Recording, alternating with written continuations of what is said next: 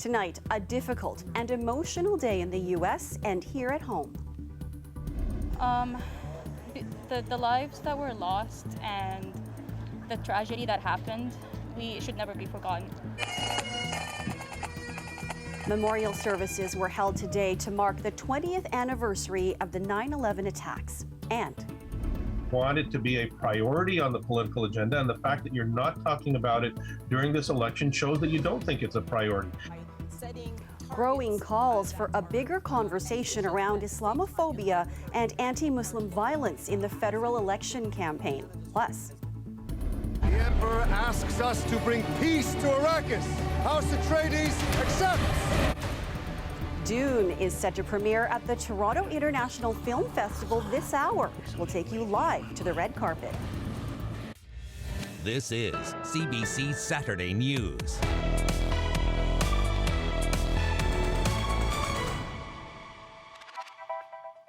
Good evening, I'm Marivel Tarouk. Emotional scenes across the United States today as the country remembered what happened 20 years ago today on what history has named 9/11.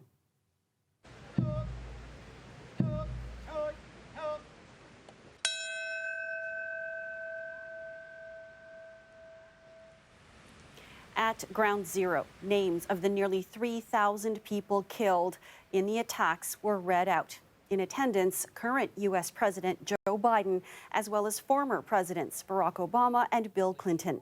George W. Bush, who was in office when the attacks took place, led a tribute in Shanksville, Pennsylvania. That's where United Airlines Flight 93 crashed after passengers overcame the hijackers and diverted the plane into a field. And a ceremony was also held at the Pentagon, where nearly 200 people were killed.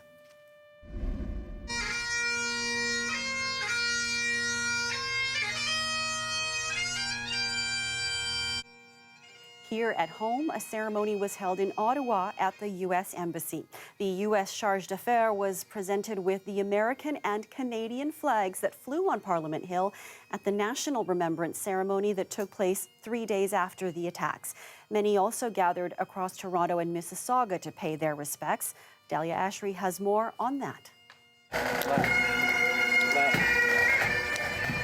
From first responders to members of the Peel Region community, dozens of people gathered at Celebration Square in Mississauga this morning, honoring and remembering the thousands of lives lost during the 9/11 attacks. The lives that were lost and the tragedy that happened, we should never be forgotten. Thousands of people, including firefighters, police officers, and paramedics, died on that day, exactly 20 years ago. And for Yasmin Maslah, today was not only a day of remembrance, but a learning opportunity for her son, dressed in his finest firefighter gear. It's a good learning experience for them at a young age to know what happened and to know that there's different ways that we can show support. Not only do they teach that in school, but as parents, we should also do that ourselves. City leaders, including Mississauga Mayor Bonnie Crombie, also paying their respects and commemorating the lives lost. So it's so important that we recognize this day. It changed lives forever, and we're here today recognizing that so many first responders gave up their lives on that day, on 9/11, 20 years ago. Let us never forget those who perished during 9/11, and let's always remember the bravery first responders have every single day, protecting and caring for our communities. Christine Egan, Michael Egan, Albert Elmari. And over in the northeast corner of Toronto, the 24 names of the Canadians who died, each one read out loud, along with a moment of silence and flowers laid in their memory.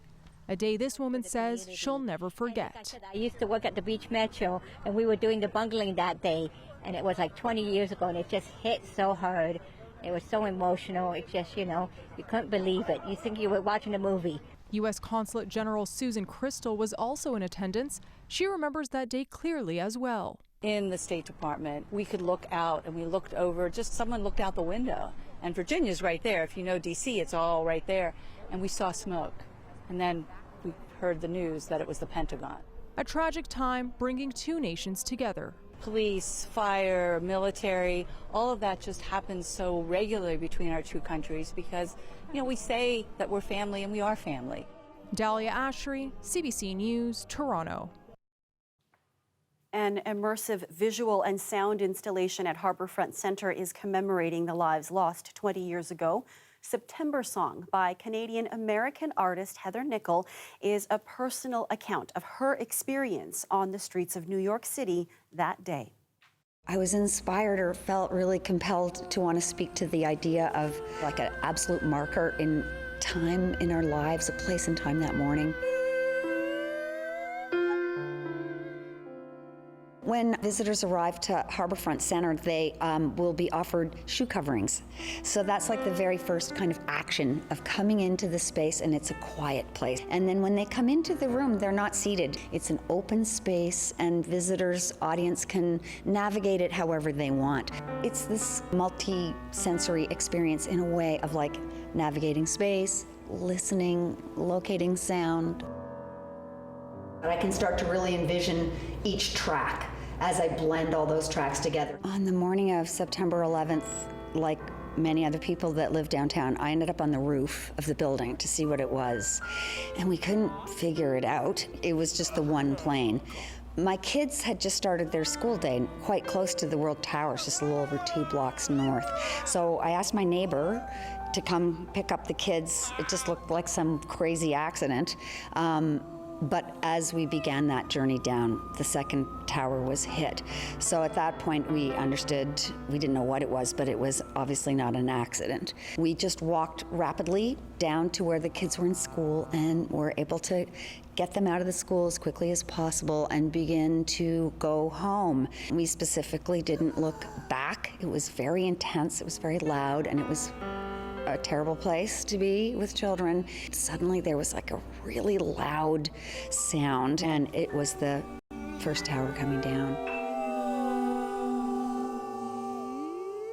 I wanted it to be an opportunity for people to be together. It couldn't happen in COVID. It's fantastic that it's happening now as we reopen, because it does have a lot to do with absence and presence and the passage of time, and right now, like our need to be together and reflect on things. Both of these global events have really changed our lives in so many ways.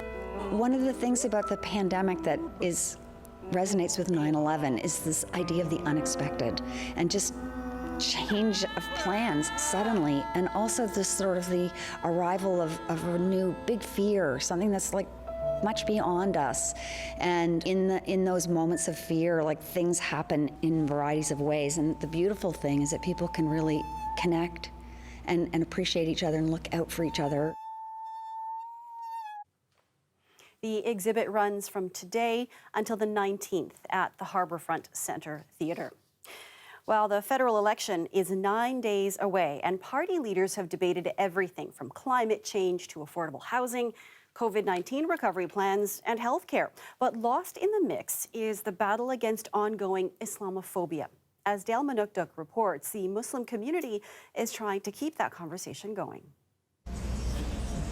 More than 20 Muslim youth joined a mobile campaign going coast to coast, dispelling anti-Muslim sentiment. We've made visits all the way in eastern Canada, covering various areas of New Brunswick, and then all the way out west to Calgary and Vancouver. Today, stops in Chinatown and Yonge Dundas Square.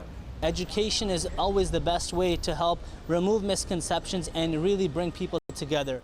The nationwide campaign is running parallel to the federal election, and Muslim communities worry that Islamophobic violence is being forgotten on the campaign trail.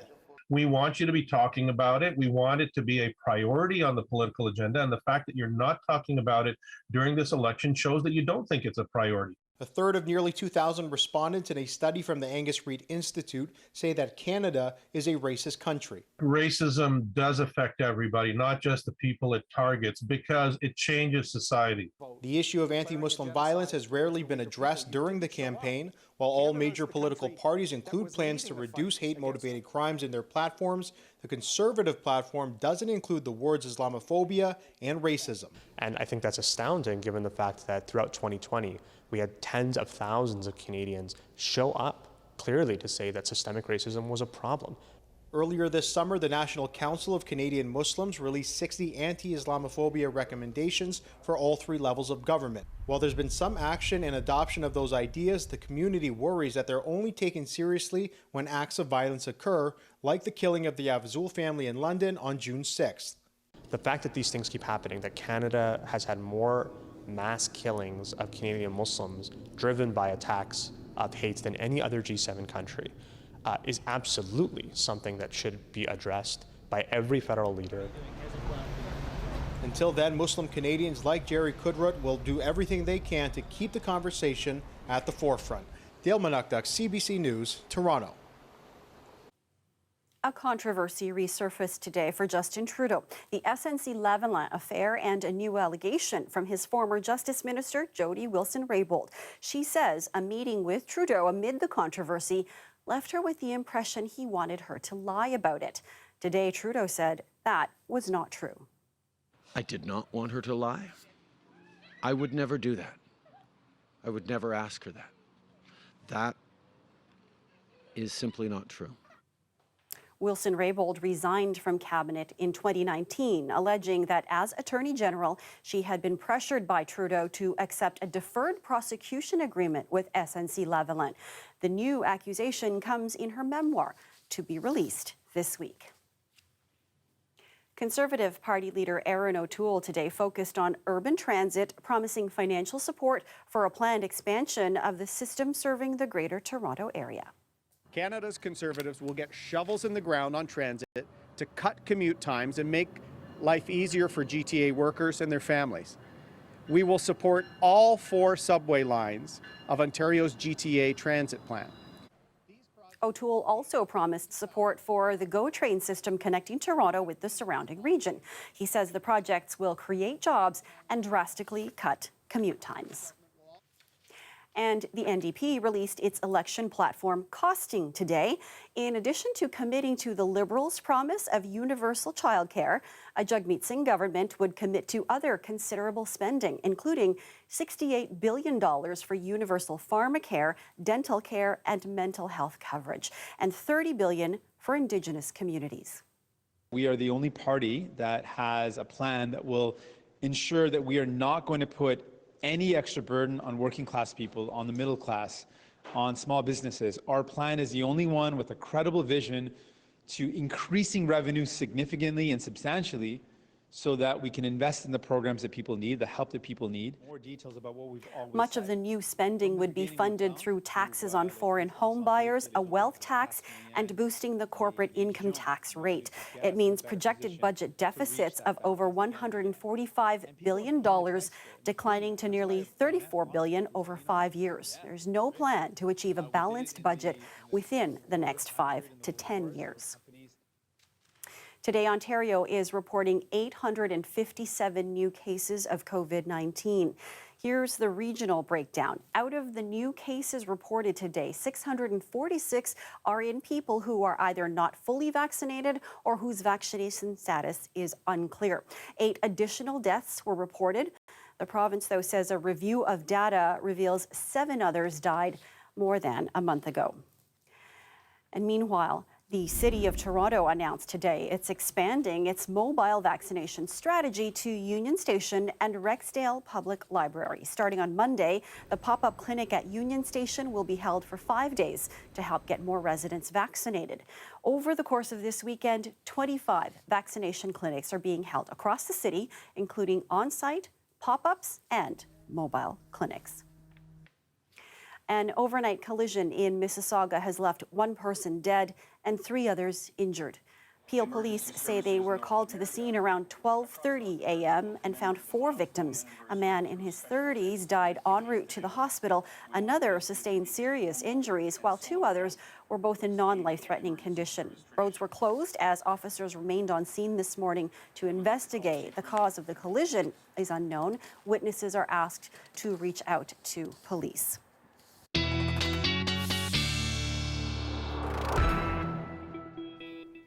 It's a lovely September Saturday out there, Sophia. More summer-like temperatures. We're certainly on the warm side of seasonal. Even right now, we are warmer than our normal daytime high should be. this time of year, Maribel, and those mild temperatures have allowed for a bit of a storm risk for both days this weekend. For this evening and into the overnight period, it will be part and parcel of this draping cold front that will bring showers and thunderstorms to those of you around cottage country into the late evening hours, and then widespread around the GTA in southern Ontario into the overnight hours. Isolated showers, but everybody is going to see the winds really gusty in nature for the overnight and the evening hours. 40, 50, 60, 70 kilometer-an-hour wind gusts. You want to make sure to bring in any loose objects unless you want to lose it to your neighbor's balcony or your neighbor's porch. Right now we're seeing 54 kilometer-an-hour winds in Toronto, 54 kilometer-an-hour winds in London as well. And then there will be a dry slot throughout much of the day for Sunday, and then afternoon and evening, more storms and showers possible, especially in southwestern Ontario, because that's where the heat will really be, feeling like 37. I'll tell you when the humidity will finally end yet again in the long range. We'll want to know. Thanks, Sophia. Our planet Arrakis is so beautiful when the sun is low. Rolling over the sands, you can see spice in the air. And lots of excitement in the air, too, especially for sci-fi aficionados. This is a look at Montreal filmmaker Denis Villeneuve's Dune, the much-anticipated adaptation of Frank Herbert's 1965 novel. It premieres this evening in minutes at the Toronto International Film Festival. What's to become of our world? And look who's there covering the red carpet for us. Eli, so good to see you finally on a TIFF red carpet. About time. So let's talk about Dune and what the story's about. Yeah, I mean, what an amazing story. And even the story of this Denis Villeneuve, Canada's own, getting to present this movie he's dreamt of making for so many years. Let me just have the cameraman spin around. So we're at the parking lot here at Ontario Place, but of course, there inside, remember the amazing size of that screen.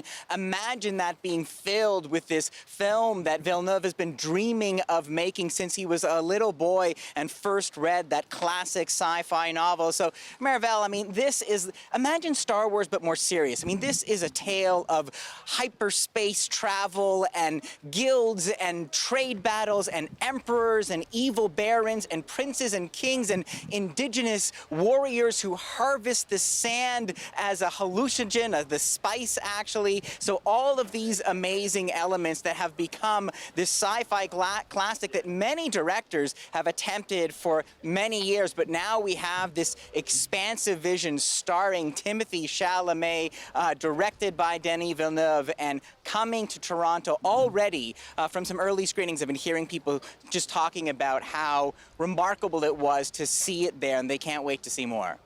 It was really some big expectations for this film, Eli. Critics have said it's an ambitious adaptation, and we know previous ones haven't gone that well. What is it, though, about Villeneuve and his cast, too, that has critics excited? You know, Villeneuve is not someone who compromises, and this is not a film that has a compromising vision. It is very serious. It is somewhat complex. I think if you don't know the subject matter, you could see this as daunting. And, you know, the amazing thing is for this giant epic space opera, it's Dune Part 1. Now, has he filmed Part 2? No. Does he know if the studio will back Part 2? We don't know. Do we know how the film is going to perform? We don't know. So this is perhaps the biggest gamble of Denis Villeneuve's life. But if you look at what he's done and his uncompromising vision in films like Blade Runner 2049 or Arrival, you know, he doesn't hold anything back. And look, I have seen the film. It is sumptuous. It is epic. It is, you know, perhaps a little daunting. You might have to go read some footnotes and fan theories afterwards, but I think it really is, like, this is a nice slice of cinema, and it will be really interesting to see how audiences respond to it here at TIFF. So we're standing by, no sign of Denis or Rebecca Ferguson just yet, but we'll let you know when they show up. I'm sure they're gonna have a lot to say today. And excited for those interviews when you finally get them, Eli. Thanks so much for this. My pleasure.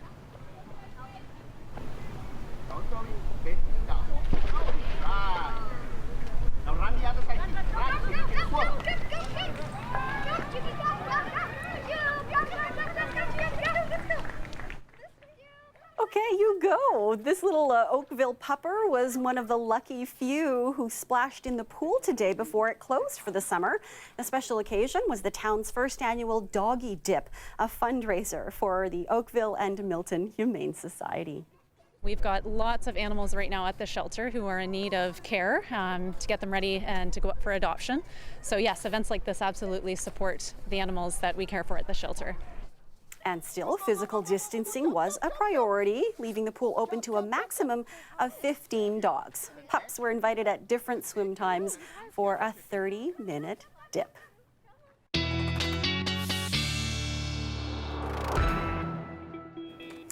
Not much cuter, I don't think, you can get, Sophia. Hot dog. It's funny when there's a few reluctant participants as well, right? They always love it afterwards with the big splash and spray. They had life preservers. They're good. So cute. Matching life preservers to the tennis balls. They'll certainly need the pools for the canine variety and the two-legged variety in southwestern Ontario for tomorrow.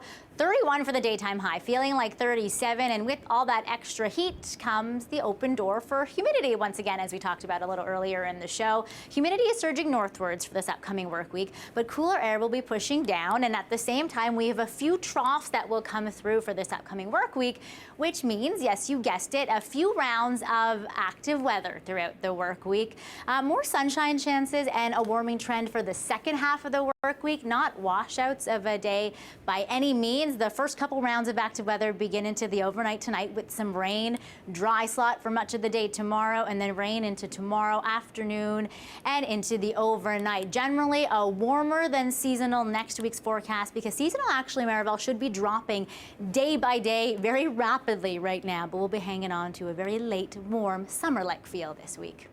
I think we're used to it by now. Yeah, we are old pros. Right. Thanks, Sophia. And that's our show for To You Tonight. Thank you for watching. Stay safe, everyone. Good night.